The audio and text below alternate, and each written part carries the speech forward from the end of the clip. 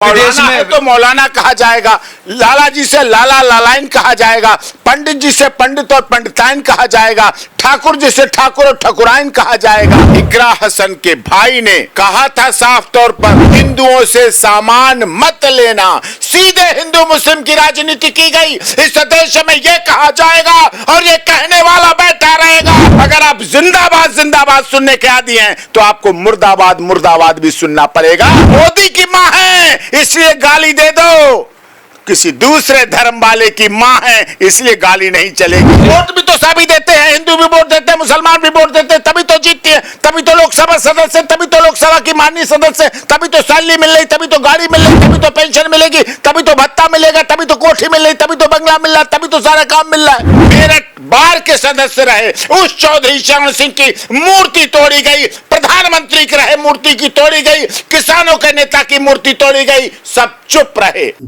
अगर क्रोध है, इसके पीछे लोगों का भावना इस तरह की है जिसमें उनको वो इतिहास पता है जिसमें इकरा हसन के फादर मुनव्वर हसन ने गेस्ट हाउस कांड मायावती जी के साथ किया था। वो बहन मायावती उस समय भी बहन मायावती थी, उस समय भी मायावती जी महिला थी, उस समय भी मायावती जी अधिवक्ता थी, उस समय भी मायावती जी दलितों की नेता थी, उस समय भी मायावती जी काशीराम जी की विरासत को बढ़ाने की बात कर रही थी, उस समय भी मायावती जी डॉक्टर भीमराव अंबेडकर की बात को आगे बढ़ाने की बात कर रही थी। उस बहन मायावती के ऊपर इन्हीं इकरा हसन के फादर ने गेस्ट हाउस कांड में शामिल रहे। इस सबको पता है। वो भी महिला थी, वो भी महिला थी। इतना ही नहीं 2013 में इकरा हसन के भाई ने कहा था साफ तौर पर, वो मैटर ऑफ रिकॉर्ड है जिसमें उन्होंने कहा था हिंदुओं से सामान मत लेना। सीधे हिंदू मुस्लिम की राजनीति की गई। इस देश में यह कहा जाएगा और यह कहने वाला बैठा रहेगा कि हिंदुओं से सामान मत लेना, हिंदुओं का आर्थिक बहिष्कार करो। ये किस तरह की राजनीति थी? क्या एक राजनीतिक जीवन का था? क्या एक सामाजिक जीवन थी? क्या यह धार्मिक जीवन था? नहीं था। यह कहने के बाद भी ऐसे लोगों पर राष्ट्रद्रोह नहीं लगा कि हिंदुओं से सामान मत लेना, हिंदुओं का आर्थिक बहिष्कार करो। कैराना में हिंदू मुस्लिम दोनों रहते हैं, सभी परिवार रहते हैं। तभी इन्हीं बातों ने कैराना से पलायन शुरू किया था। पलायन, जो लोगों ने घरों के आगे बोर्ड लगा दिए, ये घर बिकाऊ है। सोचिए, पलायन का कारण बना। यही कारण चाहते हैं।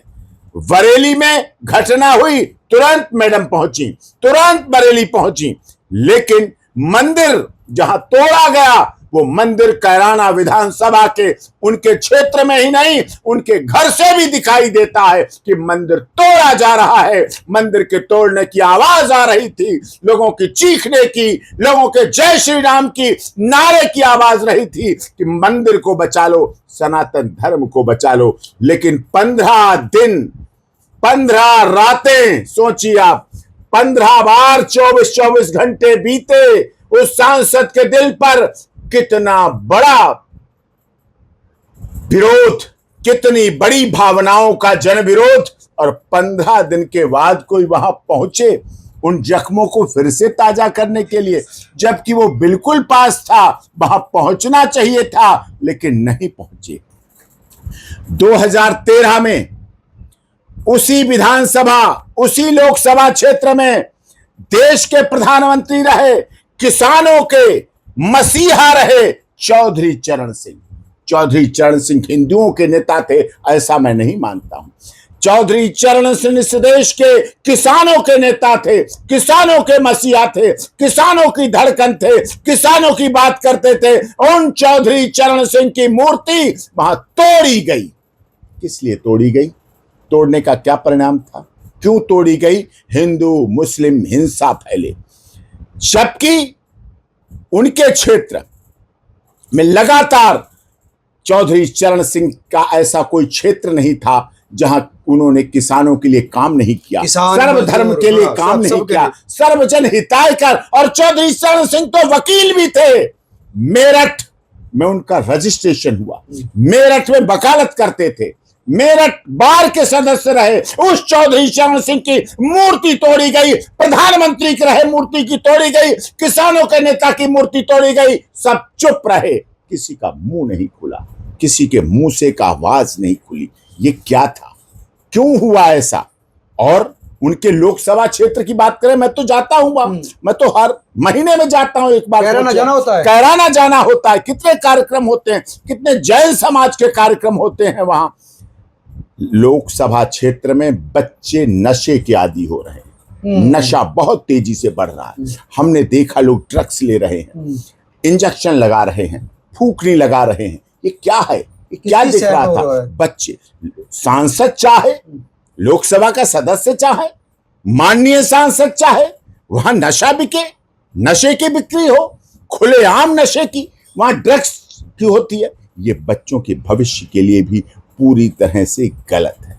मैं शब्द कहा गया उसकी निंदा करता हूं, लेकिन मैं उस दिन को भी याद करता हूं जिस समय अखिलेश यादव अपनी पत्नी डिंपल जी के साथ मस्जिद में गए थे।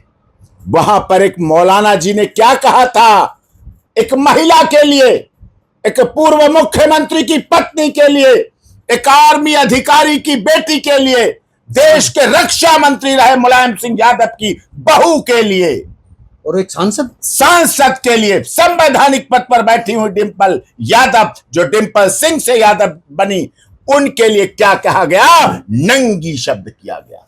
सोचिए किस तरह की बात की गई। तब इनके मुंह खुले, किसी ने विरोध किया, किसी ने बात की। ये दोहरा चरित्र है। 15 दिन बाद सिंपैथी दिखाने का जो दोहरा चरित्र था वो सबको दिखा।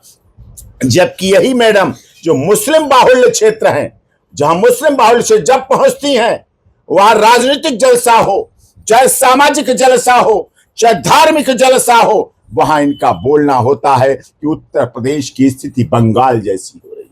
उसे बांग्लादेश का उदाहरण दिया जा रहा है, बांग्लादेश की तरह तौला जा रहा है, बांग्लादेश की अशांति को नापा जा रहा है। जैसे वहां हिंदुओं की हत्या हुई, जैसे वहां इस्कॉन टेम्पल के मुख्य पुजारी, वो इस्कॉन टेम्पल का मुख्य पुजारी जिसने वहां के लोगों को, जब बांग्लादेश बना था, रोटी देने का काम किया, छत देने का काम किया, दवा देने का काम किया। इस्कॉन ने सदैव समाज के हित में काम किया। उस बांग्लादेश के उसी इस्कॉन टेम्पल के उसी पुजारी का क्या हाल हुआ, पूरी दुनिया ने देखा। वहां उसके लिए वकालत करने वाले वकील का क्या हाल हुआ, पूरी दुनिया ने देखा। हमने सुप्रीम कोर्ट ऑफ इंडिया, हमने देश की महामहिम राष्ट्रपति जी से लेटर भिजवाया, इंटरनेशनल कोर्ट के लिए भिजवाया, तब जहां के उनको राहत मिली और उनको बेल हुई जाके, तब बेल मिली जाके।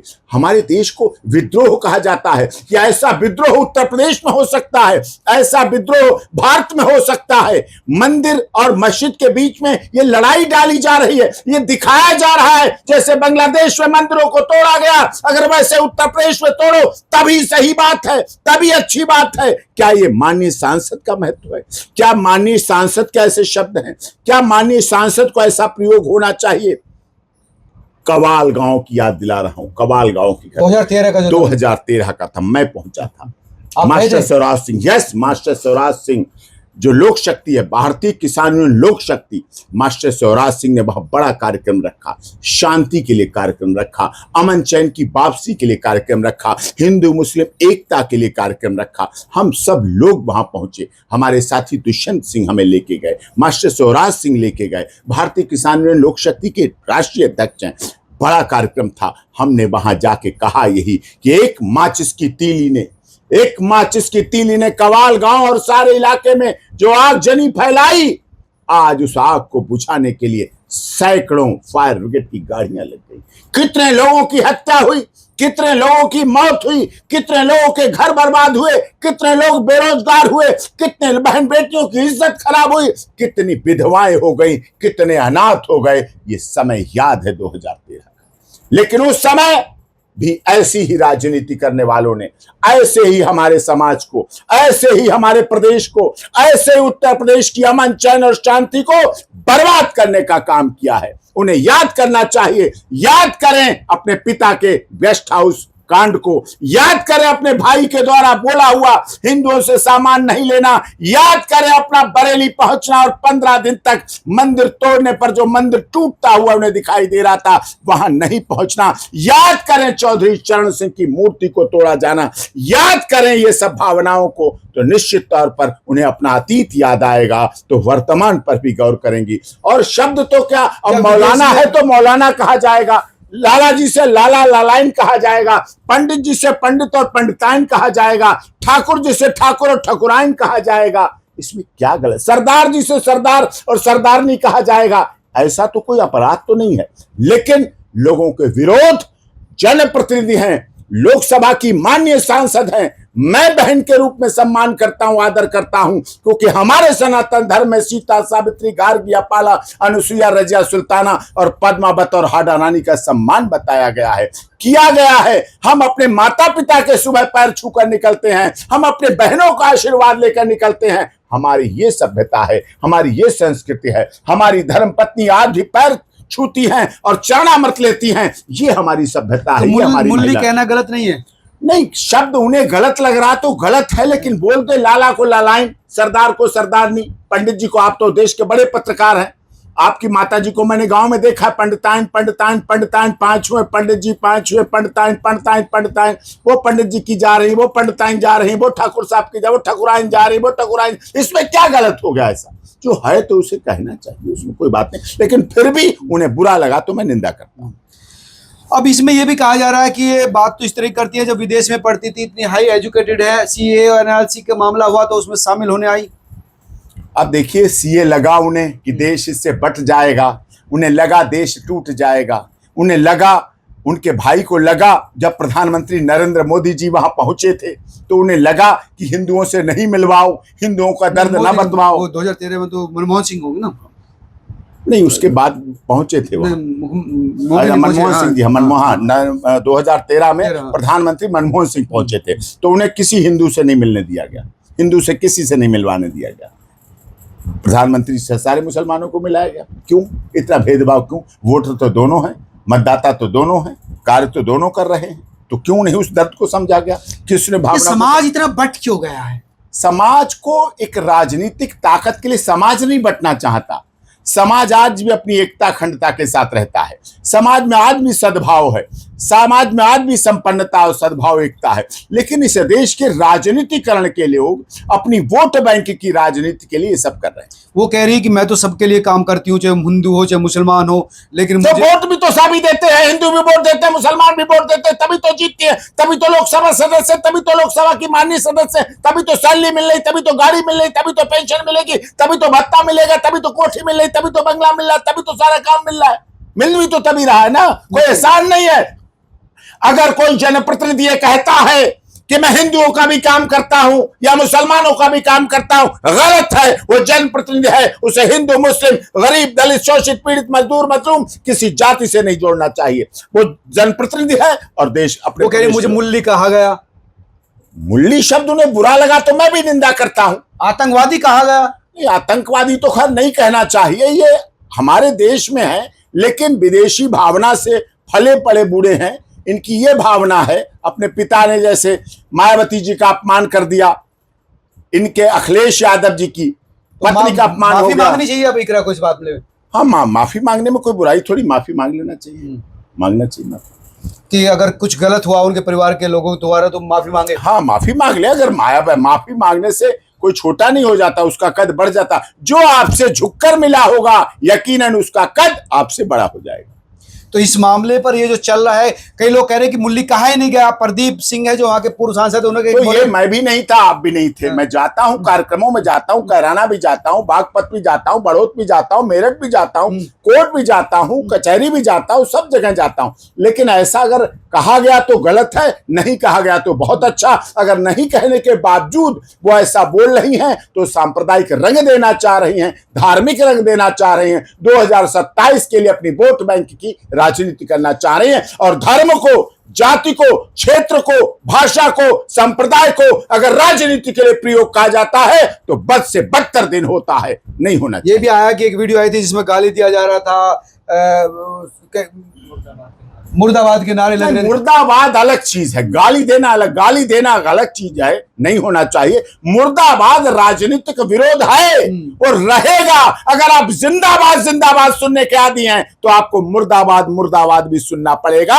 इसके लिए आपको सुधार करना पड़ेगा, आपको कार्यशैली बदलनी पड़ेगी, आपको प्रदेश में लोगों के हित में काम करना पड़ेगा, विकास का काम करना पड़ेगा, युवाओं के लिए रोजगार का काम करना पड़ेगा, सामाजिक सुधार का काम करना पड़ेगा, सर्वधर्म संभाव का काम करना पड़ेगा। अगर मंदिर टूटेगा तब भी आपको वहां जाना चाहिए। और मंदिर क्यों टूटा? आपके विधानसभा क्षेत्र, आपके लोकसभा क्षेत्र में अगर मंदिर टूटा है तो उस पर भी आपको तत्पर रहना चाहिए। धन्यवाद डॉक्टर साहब। देखते डॉक्टर एपी सिंह जिनका कहना था कि इकरा हसन 15 दिन लेट क्यों पहुंची, और राजनीति में विरोध स्वाभाविक है। अगर लोगों ने मुर्दाबाद के नारे लगाए तो राजनेताओं की चमड़ी मोटी होनी चाहिए। अगर राजनीति करने जा रहे हैं आप तो आपको अपनी चमड़ी मोटी रखनी पड़ेगी। हमारा तो प्रधानमंत्री देश का गाली प्रूफ है, आप तो उसके बाद सदस्य हैं। अभी उसकी भी माँ को गाली दी गई। माँ को गाली ऐसी वैसी थोड़ी दी गई, हर दिन माँ को गाली, माँ को गाली, उनको गाली, सब जगह गाली, हर समय गाली। तब भी अगर इन्होंने विरोध किया होता निष्भाव से कि हमारे देश के प्रधानमंत्री को अगर बिहार में मां को गाली दी गई तो मैं इसकी घोर निंदा करता हूं। मुझे एक भी दिखा दे कमेंट्स कि उन्होंने विरोध किया। इकरा ने नहीं कहा था, नहीं कहा विरोध। तो मां में भी फर्क है। मोदी की मां है इसलिए गाली दे दो, किसी दूसरे धर्म वाले की मां है इसलिए गाली नहीं चलेगी। ये नहीं चलेगा। मीठा मीठा गप गप, कड़ुआ कड़ुआ तू तो मां मां होती है। हर धर्म वाले व्यक्ति की मां का सम्मान होना चाहिए। हर जाति वाले धर्म की, जाति वाले व्यक्ति की मां का सम्मान होता है। अखिलेश यादव पर कई लोग कह रहे हैं कि अखिलेश यादव ने इस मामले पर रही नहीं। अगर ऐसा बोला गया होता तो अखिलेश यादव चुप क्यों है? नहीं, बोला ही नहीं गया। सही बात बता रहे, आप पूछ रहे तो मैं कह रहा हूं बोला ही नहीं गया। ऐसा कोई क्यों बोलेगा? हम मुर्दाबाद आई एग्री, मुर्दाबाद जिंदाबाद। जहां जिंदाबाद है वहां मुर्दाबाद है। जहां पार्टी के झंडे वहां काले झंडे भी, जहां पक्ष है वहां विपक्ष भी है, जहां आंदोलन है वहां धरना भी है, वहां प्रदर्शन भी है, वहां विरोध भी है। ये तो होता है, ये तो कोई बात। तो ये थे वकील एपी सिंह जिनका कहना था कि इस मामले पर राजनीति नहीं होनी चाहिए। राजनीति में विरोध भी होता है और जिंदाबाद भी होता है। आप तमाम लोग क्या सोचते हैं जरूर बताइए। नमस्कार।